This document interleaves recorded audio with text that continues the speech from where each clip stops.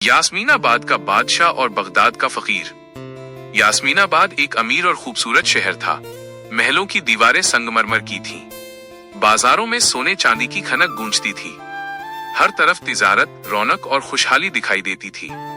इस शहर पर हुकूमत करता था सुल्तान जमीर। वो ताकतवर भी था और समझदार भी। लेकिन धीरे धीरे उसके आसपास ऐसे लोग जमा हो गए जो सिर्फ अपनी तारीफ करते और अपना फायदा देखते।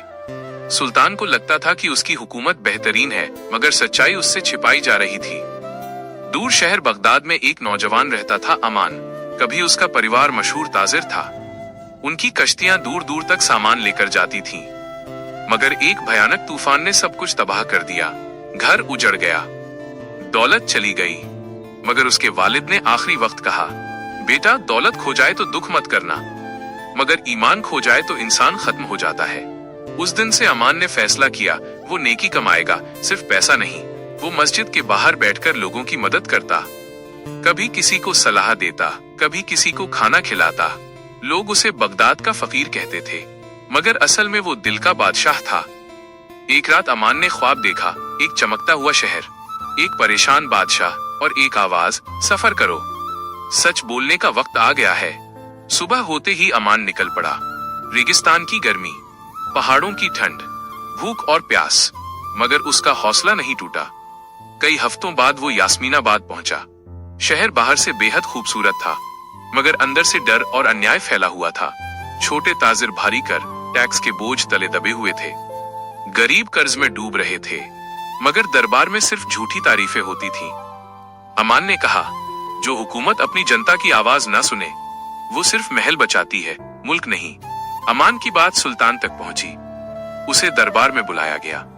सुल्तान जमीर ने गुस्से में पूछा, तुम कौन हो जो मेरी हुकूमत पर सवाल उठाते हो? अमान ने शांत स्वर में कहा, मैं वो हूं जो सच बोलने से नहीं डरता, चाहे सामने बादशाह ही क्यों ना हो। दरबार में सन्नाटा छा गया। पर्दे के पीछे सुल्तान की बेटी मेहरुन्निसा सब देख रही थी।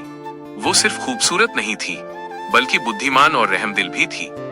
उसने अपने पिता से कहा, अब्बा हुजूर, जो आपको सच बताए वो दुश्मन नहीं होता, वो आपका असली हमदर्द होता है। सुल्तान सोच में पड़ गया। उसने भेष बदलकर शहर का हाल देखा। उसे सच्चाई समझ में आ गई। उसने नए फैसले लिए। ताजिरों पर कर कम किया गया, गरीबों के लिए खजाना खोला गया, बेईमान दरबारियों को सजा दी गई।